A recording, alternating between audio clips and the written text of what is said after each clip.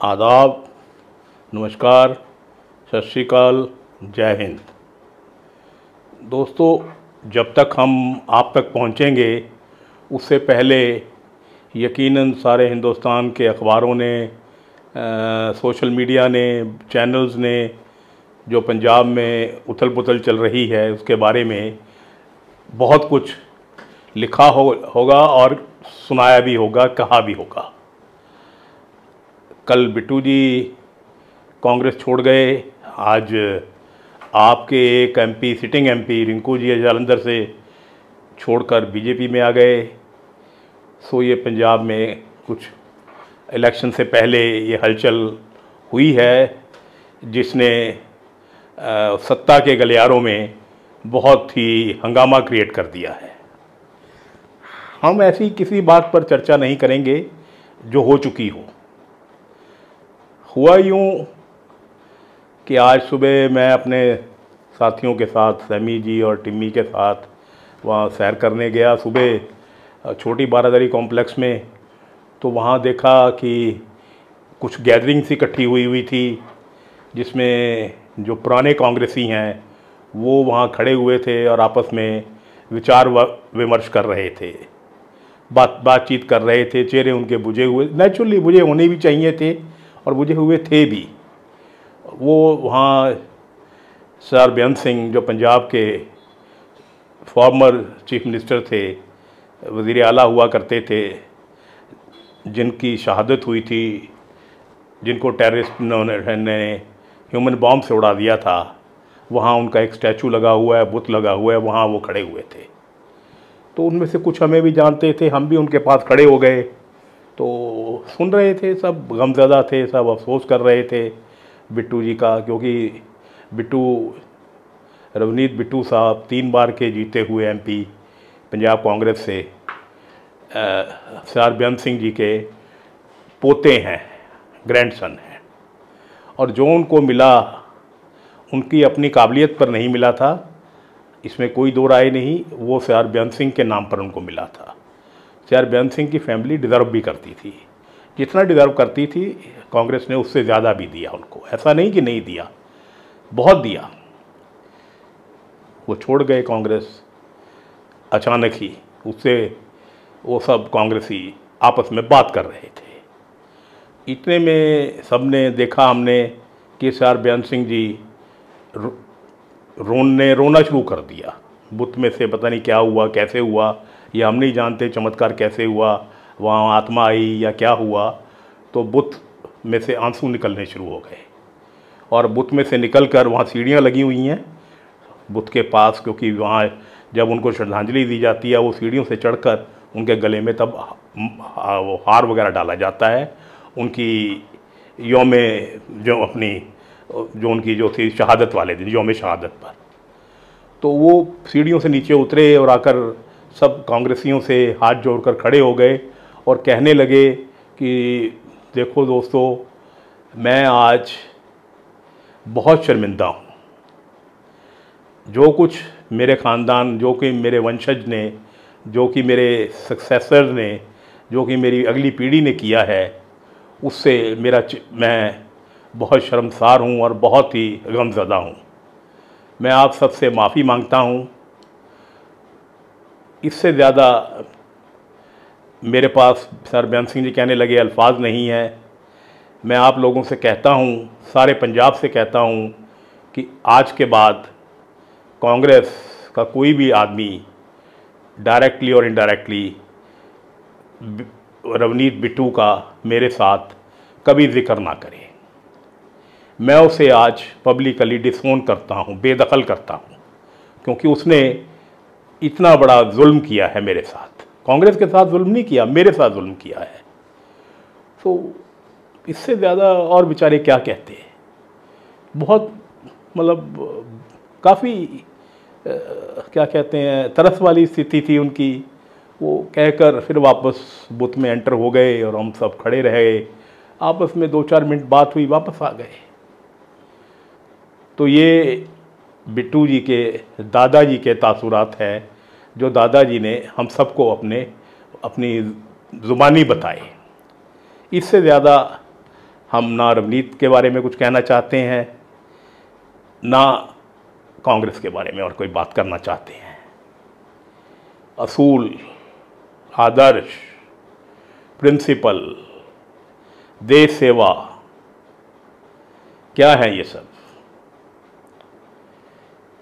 2 दिन पहले जो आदमी अमित शाह को, मोदी जी को, बीजेपी को गालियां निकाल रहा था, और आप हाउस की प्रोसीडिंग्स देख लीजिए, लोकसभा की पिछले 2 साल की देख लीजिए। कांग्रेस में सबसे ज़्यादा वोकल जो था मौजूदा सरकार के खिलाफ, तो वो सर बेअंत सिंह जी का वंशज था, पोता था। चेंज ऑफ हार्ट है ये?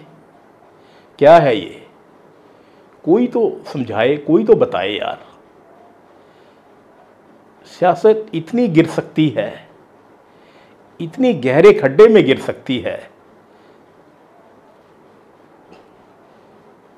हिंदुस्तान का फ्यूचर बहुत ही ब्लैक है, बहुत डार्क है।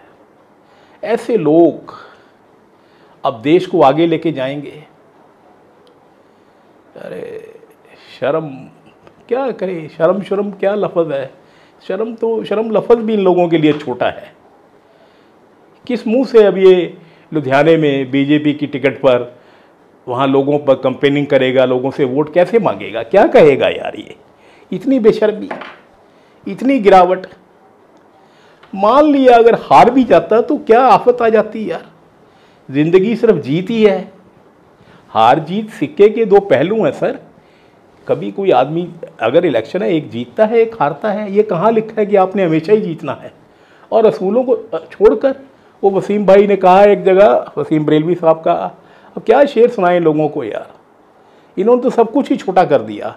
वसीम भाई कहते हैं असूलों पे आँच आ जाए तो टकराना ज़रूरी है। सुन लो कांग्रेस वालों, सब पॉलिटिशियन सुन लो। असूलों पे आँच आए तो टकराना ज़रूरी है, जिंदा हो तो जिंदा नजर आना ज़रूरी है। ये तो मुर्दा भी नज़र नहीं आते यार, इतने गिर गए हैं ये लोग। किसी अपनी फैमिली मेंबर से नहीं पूछा। इसके कई साथी हैं, मैं वो तो नहीं कहूँगा कुछ कोई अनपार्लियामेंट्री लफ्ज़ इस्तेमाल नहीं करूँगा। बड़े डेडिकेटेड कईयों को मैं जानता हूँ जो बहुत श्रद्धा से इसके साथ लगे हुए थे। उनसे बात तक नहीं की। इतना बड़ा बिट्रेल, इतना बड़ा धोखा, बहुत गलत है, बहुत गलत है, बहुत गलत है। चलिए, सियासत शायद इसी का नाम है।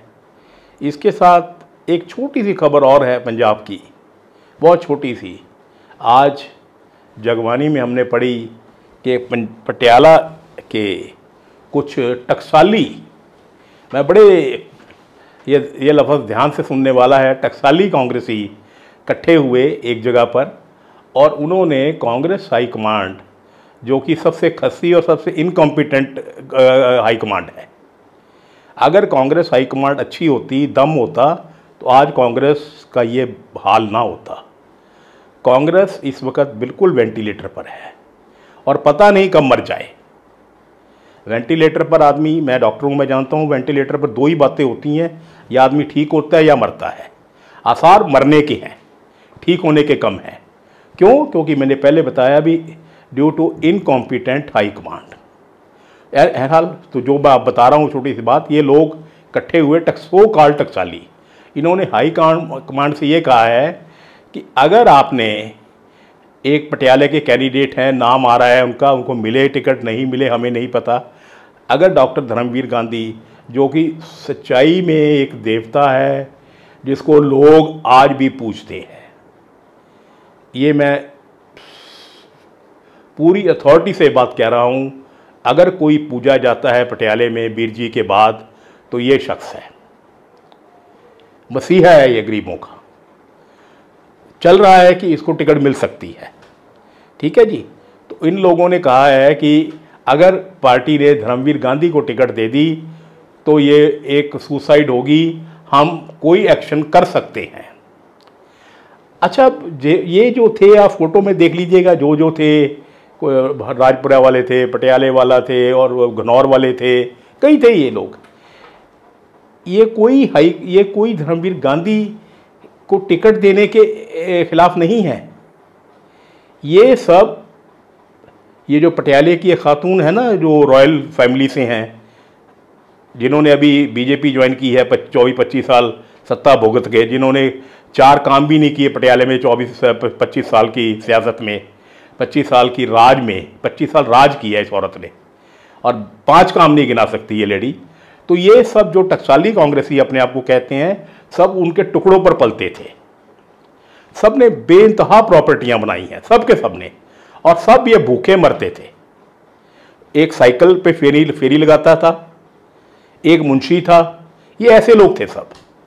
और आज सारी दुनिया का टूर लगा सकते हैं अपने चार्टर प्लेन में, इतना पैसा है इनके पास। इनमें से एक साहब का नाम तो इलीगल फैक्ट्री जो राजपुरा पकड़ी गई थी उससे भी आया था, लेकिन क्योंकि तब कैप्टन साहब के ये करीबी थे, कैप्टन साहब ने वो फाइल दबा दी, और मौजूदा सरकार ने भी उस पर अभी तक 2 साल हो गए कोई एक्शन नहीं लिया।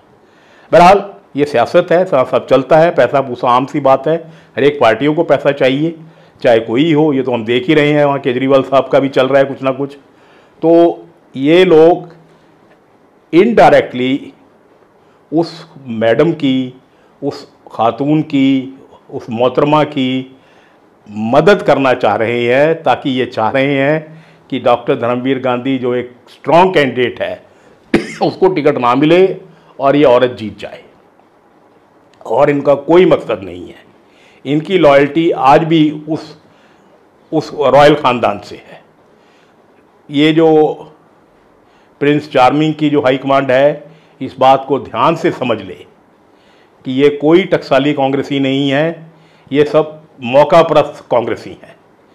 और अगर यही हालात रहे तो ये आप नोट कर लीजिए, फोटोआं देख लीजिए, सबकी अखबारों में आज आई हैं, सब की सब देख लीजिए, ये सब के सब 27 के इलेक्शनों में बीजेपी की तरफ से उम्मीदवार होंगे। तो ये टकसाली कांग्रेसी हैं। तो वो पार्टी हाईकमांड क्या फैसला लेती है वो पार्टी जाने, टकसाली कांग्रेसी क्या करते हैं टकसाली कांग्रेसी जाने। और वो औरत जीतती है हारती है, वो पटियाले की किस्मत, लुधियाने से बिट्टू जी जीतते हैं हारते लुधियाने वालों की किस्मत। हाँ, एक बात हम प्रोग्राम ख़त्म करने से पहले ज़रूर करना चाहेंगे, हमारा फ़र्ज़ बनता है, हमारी ड्यूटी बनती है ये, क्योंकि हम किसी पार्टी से नहीं हैं।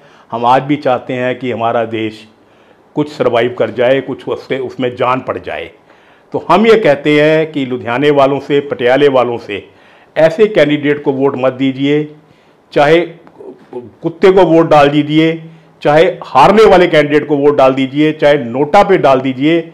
इन दोनों को सबक सिखाइए, ऐसे मौकापरस्त, ऐसे बेअसूल आदमियों से बच के रहिए। अगर आपने हिंदुस्तान बचाना है, अगर डेमोक्रेसी को बचाना है, डेमोक्रेसी से खतरा ना अमित शाह को है, अमित शाह से है, ना मोदी से है, डेमोक्रेसी को खतरा इन ऐसे मौकापरस्त सियासतदानों से है। खुदा हाफिज। ठीक है जी।